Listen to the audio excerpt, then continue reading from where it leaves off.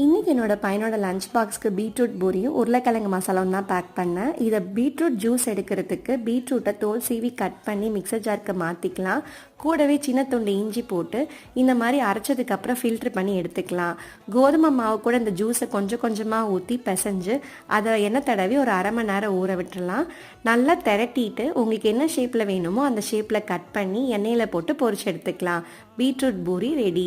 இப்போ உருளைக்கிழங்கு மசால் பண்ணுறதுக்கு ஒரு கடாயில் எண்ணெய் விட்டு கடுகு, கடலைப்பருப்பு, உளுத்தம்பருப்பு, கொஞ்சமாக சோம்பு, சின்ன துண்டு இஞ்சி, வெங்காயம், பச்சை மிளகா, கருவேப்பிலை, கொஞ்சமாக உப்பு போட்டு மஞ்சள் தூள் போட்டு நல்லா வதக்கிட்டு ஆல்ரெடி வேக வச்சு வச்சுருக்க உருளைக்கிழங்கை சேர்த்து நல்லா கலந்து விட்டு தண்ணி ஊற்றி கொதிச்சதுக்கப்புறமா கொஞ்சமாக பொட்டுக்கல்லையை பவுட்ரு பண்ணி தண்ணி மிக்ஸ் பண்ணி அதையும் இது கூட சேர்த்திக்கலாம். இதெல்லாம் நல்லா கலந்து சுண்டுனதுக்கப்புறமா கொத்தமல்லி இலை தூவி இறக்குனா சூப்பரான உருளைக்கிழங்கு மசால் தயார். கண்டிப்பாக ட்ரை பண்ணி